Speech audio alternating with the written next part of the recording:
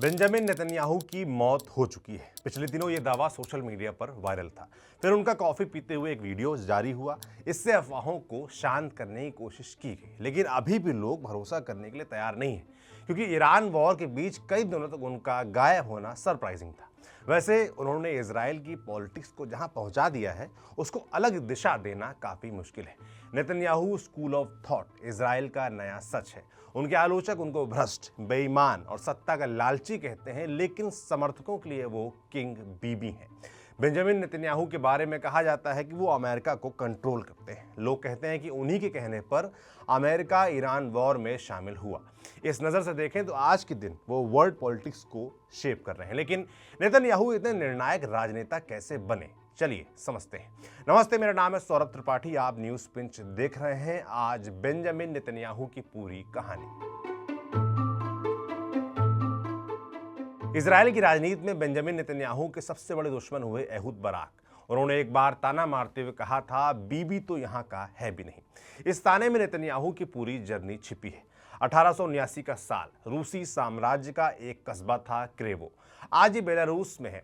इसी कस्बे में नेतन्याहू के दादा नेथन मिलेकोस्की का जन्म हुआ था। वो 18 की उम्र में रब्बी बन गए, यहूदियों के पुजारी। उनका पूरा जीवन सिनेगॉग में गुजरने वाला था, लेकिन उन्होंने थियोडर हर्जल के बारे में सुन लिया था। हर्जल को मॉडर्न इजराइल का स्पिरिचुअल फादर माना जाता है। उन्होंने 1897 में वर्ल्ड जायनिस्ट ऑर्गेनाइजेशन की स्थापना की थी। फिलिस्तीन में यहूदी स्टेट बसाने का आइडिया उन्होंने ही फैलाया था। शुरुआती दौर में नेथन थियोडोर हर्जल की पूजा करते थे, लेकिन 1903 में एक दरार पड़ी। उस साल स्विट्जरलैंड में छठी जायनिस्ट कांग्रेस हो रही थी। इसमें हर्जल ने युगांडा प्लान रखा। जब तक फिलिस्तीन नहीं मिलता तब तक युगांडा में अस्थायी बसेरा बनाने का प्लान था। ये प्लान बाद में खारिज हो गया, लेकिन नेथन को लिबरल अप्रोच पसंद नहीं आया। वो रिविजनिस्ट जायनिज्म की तरफ चले गए। इस धारा को लोग मानते थे कि पूरा फिलिस्तीन यहूदियों का है। इसको हासिल करने के लिए हिंसा भी करनी पड़ी तो कोई दिक्कत नहीं है। नेथन इस विचारधारा को लेकर पूरे यूरोप में गए। उनके भाषण अखबारों की सुर्खियां बनने लगे। यहूदियों के बीच उन्हें काफ़ी पसंद किया जाता था। फिर 1914 का साल आया। मिलेकोस्की फैमिली ने फिलिस्तीन जाने का प्लान बनाया, लेकिन वो जाते उससे पहले पहला विश्व युद्ध शुरू हो गया। इसी दौरान नेथन ने जर्मन सम्राट कैसर विल्हेम से एक गुप्त समझौता किया। उन्होंने कहा कि मैं अमेरिका जाकर कैंपेन करूंगा ताकि वो जंग में शामिल ना हो। बदले में जर्मनी फिलिस्तीन में यहूदी स्टेट बनाने की परमिशन दिलाएगा। यहाँ पर कॉन्टेक्स्ट समझना जरूरी है। जिस दौर में ये सब चल रहा था तब फिलिस्तीन पर ऑटोमन अंपायर का राज था। उसकी दोस्ती जर्मनी से थी। फर्स्ट वर्ल्ड वॉर में वो दोनों एक साथ लड़े थे। अगर नेथन सफल रहते तो कहानी कुछ और हो सकती थी, लेकिन अप्रैल 1917 में अमेरिका जंग में शामिल हो गया। इससे अलाइड पावर्स की ताकत बढ़ गई। 1918 में उन्होंने जर्मनी और ऑटोमन साम्राज्य को हरा दिया। इसके बाद फिलिस्तीन ब्रिटेन के कंट्रोल में आ गया। फिर नेथन अपने परिवार के साथ फिलिस्तीन पहुंच गए, लेकिन वो यहूदी स्टेट के लिए पैसा जुटाने में लगे थे। इसके चलते यूरोप और अमेरिका आना जाना लगा रहता था। फिलिस्तीन में उनका बहुत कम समय बीतता था।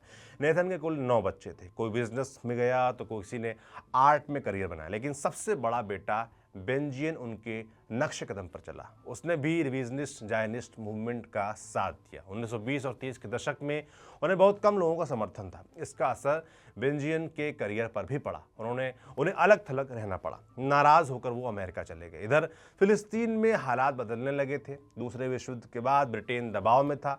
फिलिस्तीन को चलाना उसके लिए मुश्किल हो गया था। फिर उसने ये मसला यूनाइटेड नेशंस को सौंप दिया। नवंबर 1947 में पार्टीशन प्लान पास हो गया और मई 1948 में डेविड बेन गुरियन ने इजराइल की स्थापना कर दी। इसके कुछ समय बाद ही बेंजियन इजराइल आ गए। उनका एक बेटा यूनाथन इजराइल बनने से पहले पैदा हो चुका था। दूसरे बेटे का जन्म 21 अक्टूबर 1949 को तेल अवीव में हुआ। उसका नाम रखा गया बेंजामिन नेतन्याहू। बेंजियन के पास कहने को अपना मुल्क था, एक भरा पूरा परिवार था और प्रॉमिसिंग करियर भी था, लेकिन उन्हें विचारधारा का नुकसान भी उठाना पड़ा। इसने उन्हें हताश कर दिया। जब 1963 में उनको अमेरिका के कॉलेज में टीचिंग की जॉब मिली, वो परिवार के साथ वहाँ शिफ्ट हो गए।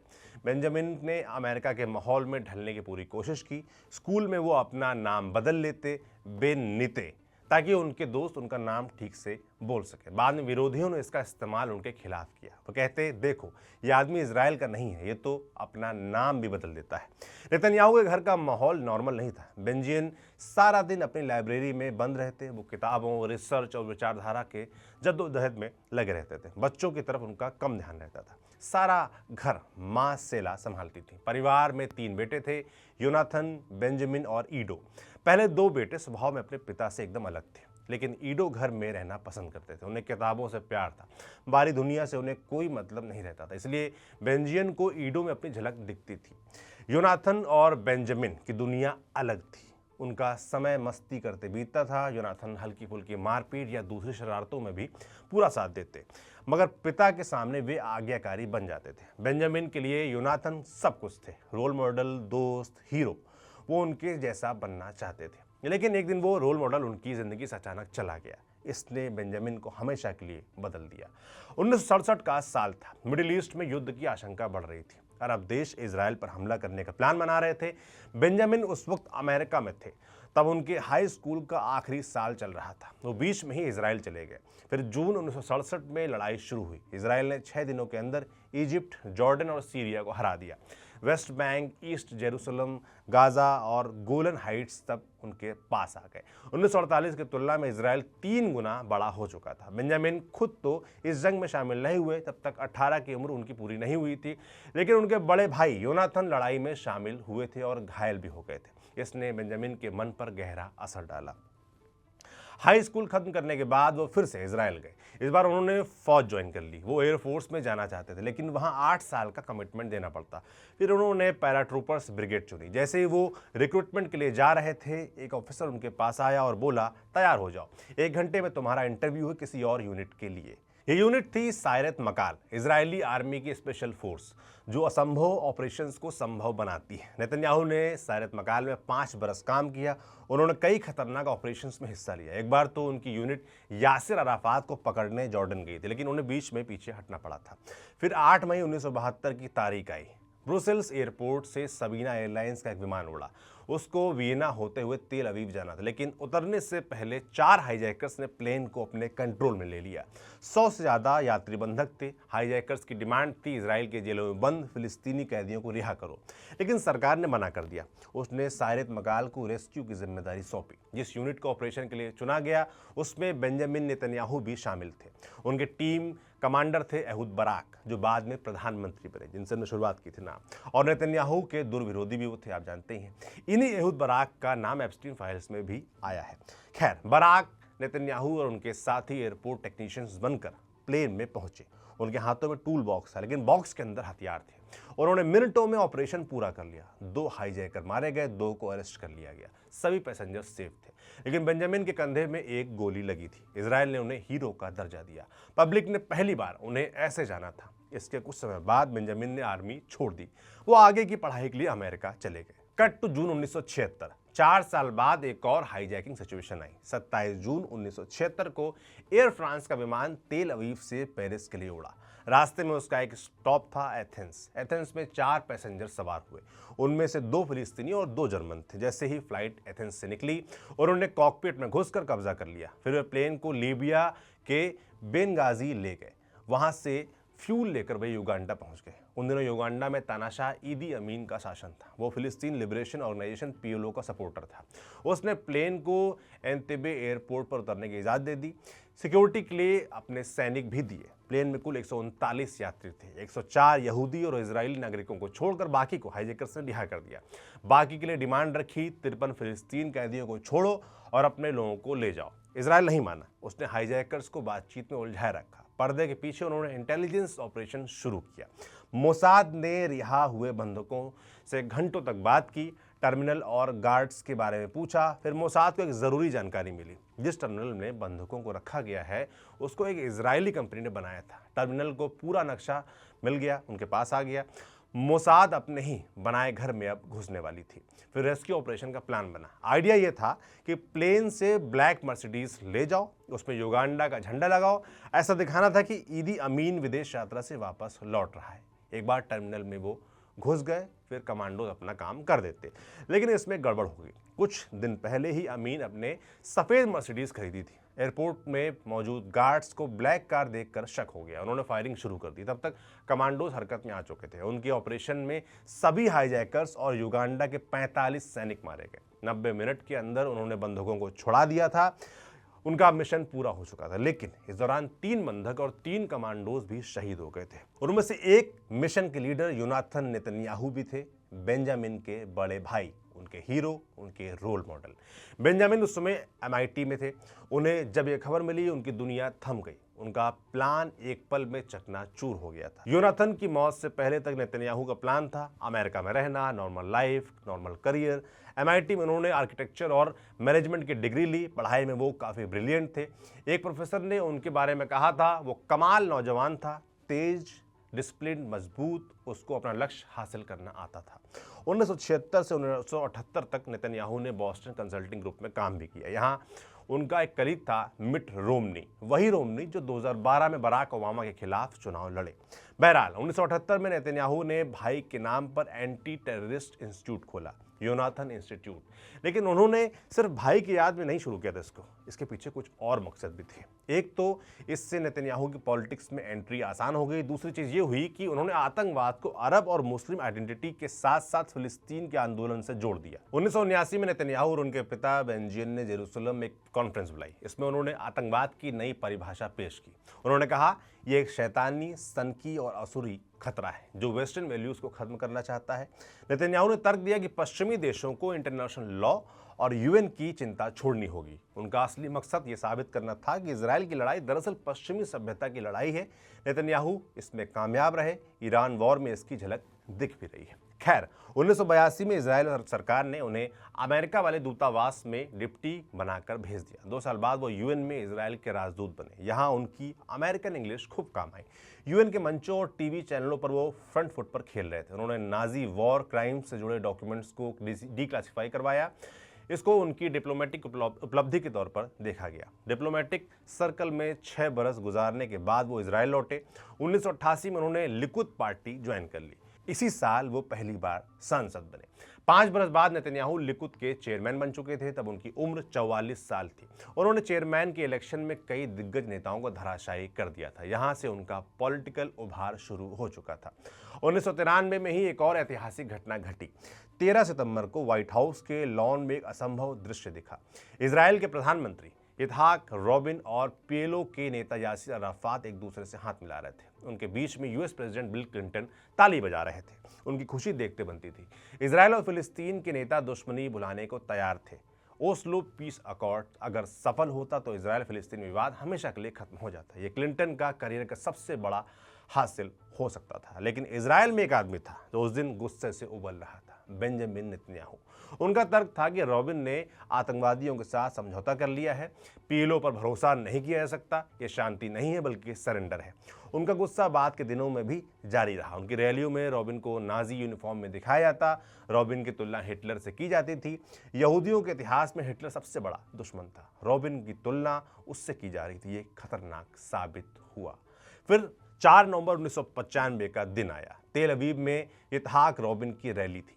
जैसे ही वो मंच से नीचे उतरे, एक कट्टरपंथी नौजवान ने उनको गोली मार दी। थोड़ी देर में रॉबिन की मौत हो गई। इजराइल का सिटिंग प्राइम मिनिस्टर अपने ही एक नागरिक की गोली का शिकार हो गया था। रॉबिन की पत्नी और उनके समर्थकों ने इसके लिए विपक्षी नेताओं को जिम्मेदार ठहराया।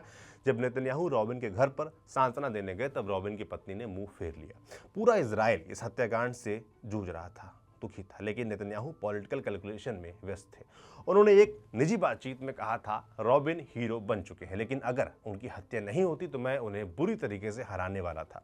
फिर उन्हें एक नाकाम राजनेता के तौर पर याद किया जाता। रॉबिन के सपोर्टर्स ने उन्हें कभी माफ नहीं किया। वो रैलियों में चिल्लाते, बीबी तुम्हारे हाथ खून से रंगे हैं।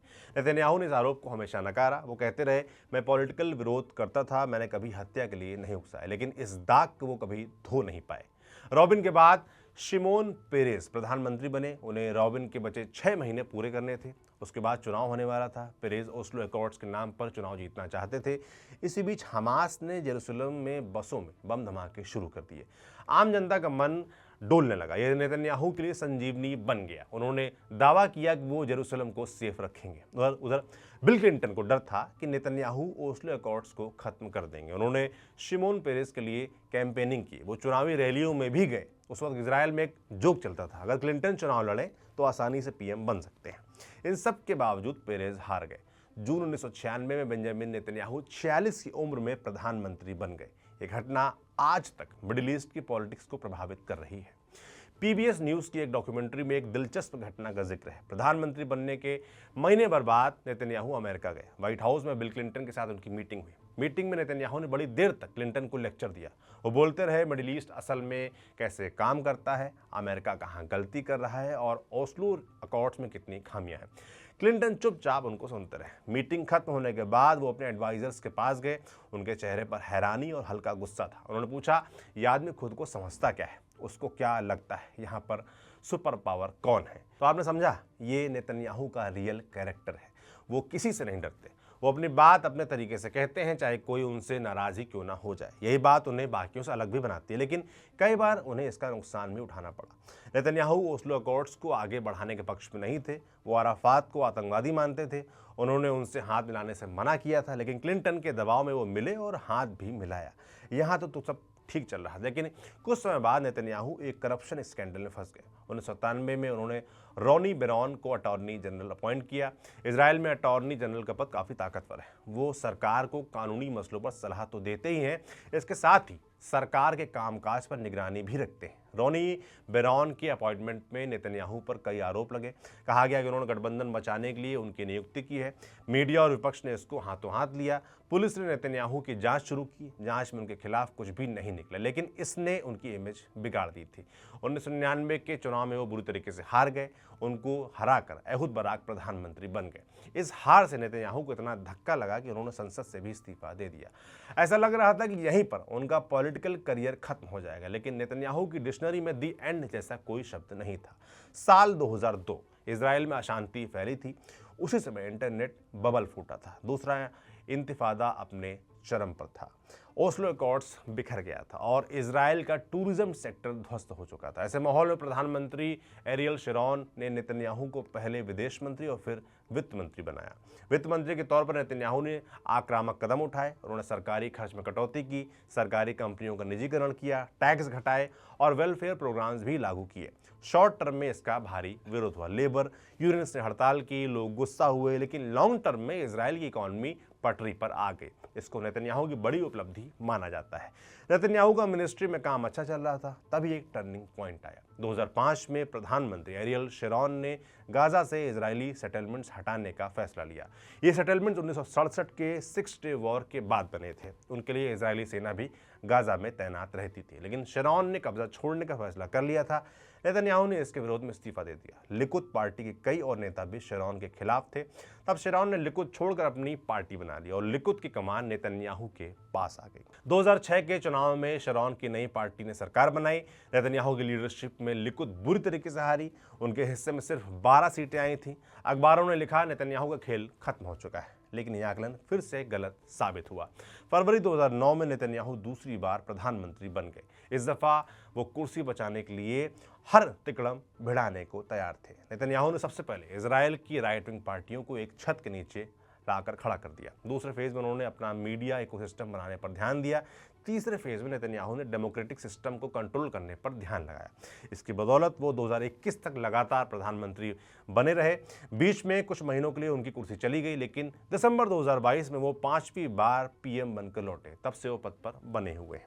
एक और डायमेंशन है जो कम लोग नोटिस करते हैं। नेतन्याहू अपने विरोधियों को गठबंधन में शामिल करते हैं, लेकिन तभी तक साथ रखते हैं जब तक उन्हें जरूरत हो। Ehud Barak, Benny Gantz, Naftali Bennett इसके उदाहरण हैं। नेतन्याहू ने उनके साथ सरकार चलाई, लेकिन काम होते उन्हें भुला दिया। नेतन्याहू की कहानी बराक ओबामा की चर्चा के बिना अधूरी रह जाएगी। 2009 में ओबामा अमेरिका के राष्ट्रपति बने। पहले दिन उन्होंने महमूद अब्बास को फोन मिलाया। अब्बास फिलिस्तीन अथॉरिटी पीए के प्रेसिडेंट थे। पीए को फिलिस्तीन का आधिकारिक प्रतिनिधि माना जाता है। ओबामा फिलिस्तीन समस्या का सॉल्यूशन चाहते थे। वे इजराइल को सेम पेज पर लाने की कोशिश कर रहे थे। इसके लिए सबसे जरूरी था वेस्ट बैंक में इजरायली सेटलमेंट्स को रोकना। इंटरनेशनल कम्युनिटी इन सेटलमेंट्स को अवैध मानती है। ओबामा ने जॉर्ज मिशेल को विशेष दूत बनाकर भेजा। मिचेल ने 2 साल में 19 बार मिडिल ईस्ट के दौरे किए, लेकिन बात नहीं बनी। हर बार नेतन्याहू का जवाब होता, जेरूसलम हमारी राजधानी है, हम जहां चाहेंगे वहां सेटलमेंट बनाएंगे। मिचेल ने हताश होकर इस्तीफा दे दिया। 2010 में अमेरिका के उस समय के उपराष्ट्रपति जो बाइडेन इजराइल में थे। उनकी कोशिश थी कि रिश्ते ठीक किए जाएं, लेकिन इसी दौरान इजराइल ने ईस्ट जेरूसलम में 1600 नए घर बनाने की घोषणा कर दी। नेतन्याहू ने जानबूझकर ये टाइमिंग चुनी थी। वो ओबामा सरकार को अपमानित करना चाहते थे। इस पर बाइडेन खूब गुस्सा हुए। अंत में नेतन्याहू ने माफी मांग ली, लेकिन सेटलमेंट्स को लेकर अपनी पॉलिसी नहीं बदली। फिर 2001 में एक और दुर्घटना हो गई। फ्रांस में G20 समिट चल रही थी। वहां ओबामा फ्रांस के राष्ट्रपति निकोलस सरकोजी के साथ बैठे थे। उन्होंने पता था कि मीडिया के माइक्रोफोन्स ऑन है। सरकोजी ने नेतन्याहू के बारे में कहा, मैं उससे बात नहीं करूंगा, वो एक नंबर का झूठा है। इस पर ओबामा बोले, आप तो बस परेशान हैं, लेकिन मुझे तो हर रोज उससे जूझना पड़ता है। ये बातचीत लीक हो गई। जब नेतन्याहू से इस बाबत पूछा गया, उन्होंने कहा नो कमेंट्स। उन्होंने इसे इग्नोर किया, लेकिन सबको पता चल चुका था कि नेतन्याहू का रुतबा क्या है। वो अकेले दुनिया के 2 सबसे ताकतवर देशों के शीर्ष नेताओं पर भारी पड़ रहे थे। ओबामा और नेतन्याहू का झगड़ा आगे और बढ़ने वाला था। इस बार मुद्दा ईरान का था। नेतन्याहू 1992 से एक ही बात दोहराते आ रहे थे, ईरान न्यूक्लियर बम बना रहा है। हर बार वो यही डेडलाइन देते, लेकिन उनका कहा कभी सच नहीं हुआ। हर बार डेडलाइन मिस हो जाती थी। फिर 2012 का साल आया। 27 सितंबर को नेतन्याहू यूएन में भाषण देने के पोडियम पर उन्होंने अपना ब्रीफकेस रखा। फिर उन्होंने एक बम की ड्राइंग और एक रेड मार्कर निकाला। उन्होंने बम पर एक लाल रेखा खींची और बोले, इससे पहले कि ईरान यहाँ तक पहुंचे उसको रोकिए। इस घटना के 2 महीने बाद अमेरिका में चुनाव थे। इस चुनाव में ओबामा के खिलाफ नेतन्याहू के दोस्त मिट रोमनी खड़े थे। नेतन्याहू ने यूएन के जरिए मैसेज दिया था, ओबामा ईरान पर काफ़ी नरम है, यह अमेरिका के लिए खतरनाक है, इसलिए रोमनी को वोट दो। हालांकि उनकी मैसेजिंग काम नहीं आई। 2012 में ओबामा दूसरी बार राष्ट्रपति चुनाव जीत गए। उन्होंने ईरान के साथ न्यूक्लियर डील तेजी से आगे बढ़ाई। 2015 में अमेरिका ने ईरान के साथ न्यूक्लियर डील कर भी ली। इस डील ने नेतन्याहू को खफा कर दिया। उन्होंने कहा यह ऐतिहासिक गलती है। ओबामा की विपक्षी रिपब्लिकन पार्टी भी नाराज थी। संसद के रिपब्लिकन स्पीकर ने नेतन्याहू को भाषण देने का न्योता दिया। ओबामा को इसकी जानकारी बाद में मिली। वो गुस्सा हो गए। उन्होंने नेतन्याहू से मिलने से मना कर दिया। बाइडेन ने स्पीच का बायकॉट किया। डेमोक्रेटिक पार्टी के कई सांसद भाषण के बीच से बाहर निकल गए, लेकिन नेतन्याहू ने इस मौके को जमकर भुनाया। उन्होंने ईरान न्यूक्लियर डील की खूब आलोचना की। एक विदेशी नेता अमेरिका की संसद में खड़ा होकर अमेरिका के राष्ट्रपति की पॉलिसी का विरोध कर रहा था और सभा में मौजूद सांसद उसके लिए तालियां पीट रहे थे। ये अकल्पनीय था। बहरहाल 2017 में डोनाल्ड ट्रंप अमेरिका के राष्ट्रपति बन गए। व्हाइट हाउस में एक ऐसा राष्ट्रपति था जो नेतन्याहू को ना नहीं कहता था। दिसंबर 2017 में ट्रंप ने जेरूसलम को इजराइल की आधिकारिक राजधानी मान लिया। इजराइल 70 सालों से ये मांग कर रहा था। 2018 में अमेरिका ने अपनी एम्बेसी जेरूसलम में शिफ्ट कर दी। उसी साल ट्रंप ने ईरान के साथ न्यूक्लियर डील भी तोड़ दी। 2019 में उन्होंने गोलन हाइट्स के कब्जे को स्वीकार कर लिया। इजराइल ने यह इलाका 1967 की लड़ाई में सीरिया से छीना था। मैक्सिमम देश इसको अवैध मानते आ रहे थे। फिर 2020 में अब्राहम अकॉर्ड्स पर साइन हुए। यूएई, बहरीन, सूडान और मोरक्को ने इजराइल को मान्यता दी। ट्रंप उनके लिए सबसे भरोसेमंद अमेरिकी राष्ट्रपति साबित हुए थे। ट्रंप के बाद जो बाइडेन अमेरिकी राष्ट्रपति बने।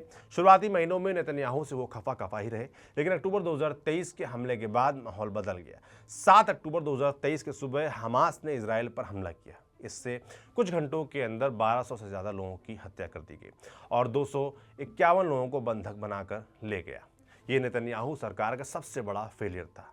रिपोर्ट्स में ये बात सामने आई कि हमास कतर से मिलने वाले पैसे अपने मिलिट्री विंग को ट्रांसफ़र कर रहा था। ये बात नेतन्याहू सरकार को भी पता थी, लेकिन उन्होंने वार्निंग्स को इग्नोर किया। नेतन्याहू ने कभी अपनी जिम्मेदारी नहीं मानी। इसकी बजाय उन्होंने अपने अफसरों को दोषी बताया। उनके ट्वीट से बवाल मच गया। नेतन्याहू ने बाद में वो ट्वीट डिलीट भी कर दिया। उन्हें माफ़ी भी मांगनी पड़ी। गाज़ा वॉर को लेकर नेतन्याहू पर सवाल भी उठे। बेगुनाह लोगों की हत्या पर उन्होंने कहा कि ये कोलैटरल डैमेज है। उनके खिलाफ युद्ध अपराध के आरोप लगे। 2024 में इंटरनेशनल क्रिमिनल कोर्ट ICC ने नेतन्याहू और उनके रक्षा मंत्री योआव गलांत के खिलाफ अरेस्ट वारंट जारी किए। कई पश्चिमी देशों ने कहा कि अगर नेतन्याहू उनके यहाँ आए तो हम उनको अरेस्ट करेंगे। इससे इजराइल की ग्लोबल स्टैंडिंग को धक्का पहुंचा। गाज़ा वॉर ने अमेरिका के साथ रिश्ते को भी नुकसान पहुंचाया था। अक्टूबर 2023 के हमले के बाद जो बाइडेन सबसे पहले इजराइल जाने वाले विदेशी नेता थे। उन्होंने इजराइल को खुली छूट दी थी, लेकिन बाद के दिनों में उन्हें कहना पड़ा, आपकी हरकतों से इजराइल को नुकसान ज़्यादा हो रहा है। हमास वाले चैप्टर में एक विरोधाभास भी था। जिस हमास ने इजराइल पर सबसे बड़ा हमला हमला किया था और जिस हमास से बदले के लिए नेतन्याहू ने गाजा को तबाह कर दिया, उसी हमास को नेतन्याहू पैसे दिला रहे थे। दरअसल 2007 में हमास ने गाजा पर कब्जा किया। उसने फिलिस्तीन अथॉरिटी पीए को बाहर निकाल दिया। फिर गाजा की तरफ से हमले बढ़ने लगे थे। हमास इजराइल के लिए खतरा बनता जा रहा था। जब 2009 में नेतन्याहू पावर में आए, उनके पास दो रास्ते थे, या तो पीए को वापस लाओ या हमास को कमजोर करके उसको खत्म कर दो। नेतन्याहू ने तीसरा रास्ता चुना। उन्होंने न सिर्फ हमास को बचाया बल्कि उसको फंड दिलाने में भी मदद की। यनेत न्यूज़ की 2024 की एक रिपोर्ट के मुताबिक 2018 में नेतन्याहू ने कतर सरकार को एक सीक्रेट लेटर लिखा था और उन्हें रेगुलर फंड देने के लिए राजी किया। उनका तर्क था कि इस फंडिंग से हमले कम होंगे। उन्होंने अमेरिका को भी इस बात के लिए तैयार किया कि कतर की मदद को टेरर फंडिंग नहीं माना जाएगा। कतर 2007 से गाजा में छोटी मोटी मदद भेज रहा था। ये पैसा इजराइल और अमेरिका की निगरानी में ज़्यादा था। नेतन्याहू ने इसको मंथली बेसिस पर करवा दिया, लेकिन इसका उल्टा असर हुआ। हमास ने इस पैसे से अपनी मिलिट्री पावर बढ़ा ली। इसका इस्तेमाल उसने इजराइल पर हमले के लिए किया। गाजा वॉर के दौरान नेतन्याहू ने अपनी डॉक्ट्रिन शिफ्ट की। वो पहले खतरे को पनपने से रोकने पर ध्यान देते थे। बाद में उन्होंने तय किया खतरा भांप कर उसको खत्म करेंगे। उनके मुताबिक ईरान उस ऑक्टोपस का सिर था जो हिजबुल्ला, हमास, हूती सबको कंट्रोल करता है। अगर सिर काट दिया जाए तो उसके सिरे अपने आप मर जाएंगे। इस डॉक्ट्रिन की पहली झलक जून 2025 में दिखी, जब इजराइल ने ऑपरेशन राइजिंग लायन लॉन्च किया। उसने ईरान के नतांज, इस्फहान और तेहरान के न्यूक्लियर साइट्स पर हवाई हमले किए। अमेरिका ने भी B-2 बॉम्बर्स भेजे। ईरान ने जवाब में बैलिस्टिक मिसाइलों और ड्रोन से हमला किया, लेकिन ये जंग ज़्यादा भड़की नहीं। लेकिन फरवरी 2026 में इजराइल ने अमेरिका के साथ मिलकर फिर से ईरान पर बमबारी की। पहले दिन के अटैक में ईरान के supreme leader Ayatollah Ali Khamenei मारे गए। इस बार ईरान सारे विकल्प आजमा रहा है। उसने मिडिल ईस्ट में आग लगा रखी है। खाड़ी के देशों पर तो हमले हुए ही है। इसका असर पूरी दुनिया पर भी दिख रहा है। नेतन्याहू पिछले 30 वर्षों से इसकी तैयारी कर रहे थे। लेकिन असली सवाल ये है कि नेतन्याहू ईरान से इतने ऑब्सेस्ड क्यों हैं? इसकी दो वजहें बताई जाती हैं। नंबर एक, इजराइल के पास न्यूक्लियर वेपन्स हैं, ईरान के पास नहीं है। ये कभी साबित नहीं हुआ कि वो न्यूक्लियर वेपन बना रहा है, इसलिए ईरान हाल फिलहाल में उसके अस्तित्व के लिए खतरा नहीं बन सकता। लेकिन नेतन्याहू ने इसका इस्तेमाल उन अरब देशों को अपने पाले में लाने के लिए किया जो ईरान के बिहेवियर से डरते थे। अब्राहम अकॉर्ड्स इसका बड़ा उदाहरण है। नंबर दो, अगर ईरान और अमेरिका की डील हो गई तो regional balance of power shift होगी। अरब देश भी ईरान के साथ अच्छे रिश्ते बनाएंगे। इससे मिडिल ईस्ट में इजराइल की वैल्यू कम हो सकती है। कई एक्सपर्ट्स मानते हैं कि ईरान पर ट्रंप और नेतन्याहू एक जैसा सोचते हैं, लेकिन ट्रंप डील की कोशिश करने में यकीन रखते हैं। पिछले 1 साल में उन्होंने 2 बार ईरान से बातचीत शुरू की, मगर नेतन्याहू ने नेगोशिएशन के बीच में हमला शुरू कर दिया। वो ईरान से डील नहीं चाहते, इसलिए वो असंभव शर्तें रखते हैं ताकि डील फेल हो जाए। नेतन्याहू जानते हैं कि ईरान इन शर्तों को कभी स्वीकार नहीं करेगा। वो ये भी जानते हैं कि अमेरिका को कैसे सेम पेज पर रखना है। भले ही ट्रंप ने आर्ट ऑफ द डील लिखी हो, मगर बरतने का असली सलीका तो नेतन्याहू को आता है। अमेरिकी राष्ट्रपतियों से उनके कई झगड़े हुए, लेकिन ट्रंप के आते ही पूरा इक्वेशन बदल गया। ट्रंप ने नेतन्याहू के करप्शन ट्रायल में दखल दिया, उनके पक्ष में लॉबिंग की और फॉरेन पॉलिसी तक भी वे उनके साथ खड़े रहे। लेकिन एक बार उनका रिश्ता टूटने के कगार पर पहुंच गया था। दरअसल 9 सितंबर 2025 को इजराइल ने कतर की राजधानी दोहा पर हमला किया। उसने हमास की पॉलिटिकल लीडरशिप को निशाना बनाया था। इसमें हमास के 5 मेंबर्स के साथ साथ एक कतरी गार्ड भी मारा गया था। इस पर कतर भड़क गया। वो इजरायली बंधकों की रिहाई के लिए नेगोशिएशन करवा रहा था। हमले के बाद उसने बातचीत बंद कर दी। उसने कहा कि ये हमारी संप्रभुता का उल्लंघन है, हम मीडिएशन अब नहीं कराएंगे। फिर 29 सितंबर को नेतन्याहू व्हाइट हाउस पहुंचे। वहाँ ट्रंप भड़के हुए थे। उन्होंने नेतन्याहू को कतर के प्रधानमंत्री से माफ़ी मांगने के लिए कहा। नेतन्याहू ने कुछ देर तक तो नानुकुर की, लेकिन ट्रंप के दबाव में उन्हें फ़ोन करना पड़ा। पॉलिटिको की रिपोर्ट के मुताबिक माफ़ी का टेक्स्ट ट्रंप की टीम ने लिखा था। वहाँ पर कतर के एक सीनियर अधिकारी भी मौजूद थे। नेतन्याहू को पन्ना दिया गया। उन्होंने कतर के पीएम से फ़ोन पर कहा, मिस्टर प्राइम मिनिस्टर, हमारे हमले में आपके नागरिक की मौत हुई, इसके लिए माफ़ी चाहता हूँ मैं। इजराइल का आपकी संप्रभुता भंग करने का कोई इरादा नहीं है। मैंने प्रेसिडेंट ट्रंप से ये वादा किया है। इस घटना से ट्रंप ने दिखाया था कि असली बॉस मैं हूँ। ये नेतन्याहू का सीधा सीधा अपमान था, लेकिन उन्होंने ट्रंप से रिश्ते खराब नहीं होने दिए, क्योंकि उन्हें पता था कि यही वो आदमी है जिससे मैं अपना काम निकलवा सकता हूँ। उन्होंने ट्रंप की तारीफ जारी रखी। अंत में ट्रंप ने ईरान पर हमले में शामिल होकर उन्हें तोहफा दिया।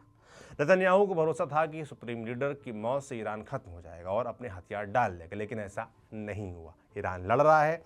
इसने अमेरिका और इजराइल दोनों को मुश्किल में डाल दिया है। उन्हें बाहर निकलने का रास्ता तक नहीं मिल रहा है। ये नेतन्याहू के लिए भी संकट का समय है। जाते जाते एक किस्सा और बताते हैं। नेतन्याहू के पिता बेंजियन से किसी ने एक बार पूछा, एक प्रधानमंत्री के लिए सबसे जरूरी क्या है? बेंजियन का जवाब एक शब्द का था, सर्वाइवल। नेतन्याहू ने इस शब्द को अपनी जिंदगी का ध्येय बना लिया। अभी तक तो वो हर संकट से बाहर निकल आते थे, इस बार क्या होता है देखने वाली बात होगी। ये थी बेंजामिन नेतन्याहू की पूरी कहानी। आपको कैसी लगी कमेंट बॉक्स में लिखकर ज़रूर बताएं। बाकी नेतन्याहू को लेकर बहुत सारे कयास सोशल मीडिया पर चल रहे हैं, जैसे उनकी कॉफ़ी वाला जो वीडियो आया है उसको लेकर भी सवाल खड़े किए जा रहे हैं कि ये AI मेड है, कॉफ़ी नहीं गिर रही है, कॉफ़ी नहीं कम हो रही है। तमाम दावे आ रहे हैं सामने, मगर अभी तक किसी भी ऑफिशियल अकाउंट से इजराइल या US की तरफ से ये एक्सेप्ट नहीं किया गया है कि बेंजामिन नेतन्याहू इज़ डेड। अब जब तक ऑफिशियली कंफर्म नहीं होगा तब तक हम भी इस पर कुछ नहीं कह सकते। इसको सिर्फ दावा कह सकते हैं या सोशल मीडिया नैरेटिव कह सकते हैं, क्योंकि आपने देखा है कि हम जो भी वॉर की कवरेज कर रहे हैं उसमें हम सब चीज़ें चेक करके बाकायदा रिफाइन करके आपके सामने लाते हैं। तो जब कंफर्मेशन आता है तब आपके सामने हम आएंगे। अभी तक जो इजराइल का ऑफिशियल स्टैंड है वो यही है कि बेंजामिन नेतन्याहू जिंदा है।